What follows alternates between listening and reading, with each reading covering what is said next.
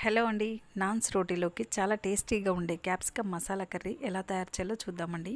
దీనికోసం capsicum, tomato, ఆనియన్ని పెద్ద ముక్కలు కట్ చేసి వీటన్నింటిని ఒకేసారైనా ఇలా ఒకదాని తర్వాత ఒకటైనా కొంచెం కలర్ మారేంత వరకు ఫ్రై చేసి ఒక ప్లేట్లోకి తీసుకోవాలండి. అలాగే చిన్న ముక్కలకు కట్ చేసిన ఆనియన్, టొమాటోని వీటితో పాటు కొంచెం జీడిపప్పు అయినా నువ్వులైనా యాడ్ చేసి ఒక 5 నిమిషాలు ఉడికించి పూర్తిగా చల్లారాక మిక్సీ జార్లో యాడ్ చేసి గ్రైండ్ చేసుకోవాలండి. ఇప్పుడు స్టవ్ పైన ప్యాన్ పెట్టుకుని కొంచెం ఆయిల్ యాడ్ చేసి రుచికి సరిపడా కారం, సాల్ట్, ఇంకా పసుపు, ధనియా, జీలకర్ర పౌడర్, కొంచెం గరం మసాలా వేసి ఒకసారి కలిపాక గ్రైండ్ చేసి ఉంచిన పేస్ట్ని యాడ్ చేసి కన్సిస్టెన్సీ కోసం కొంచెం వాటర్ కూడా యాడ్ చేసి కలిపాక కొంచెం కరివేపాకు, పచ్చిమిర్చితో పాటు ఫ్రై చేసి ఉంచిన ఆనియన్, టొమాటో, క్యాప్సికమ్ను కూడా వేసి మూత పెట్టి ఒక 5 నిమిషాలు లో ఫ్లేమ్లో ఆయిల్ సపరేట్ అయ్యేంత వరకు ఉడికించాక ఫైనల్గా సన్నగా తరిగిన కొత్తిమీరని యాడ్ చేసి కలపాలండి. అంతేనండి, చాలా టేస్టీగా క్యాప్సికమ్ మసాలా కర్రీ రెడీ అయిపోయిందండి. ఈ కర్రీ జీరా రైస్లో కూడా చాలా బాగుంటుందండి. ఈ రెసిపీ ఎలా అనిపించిందో కామెంట్స్లో తెలియచేయండి. ఇంకా సబ్స్క్రైబ్ చేసుకోవడం మాత్రం మర్చిపోకండి. Thank you for watching.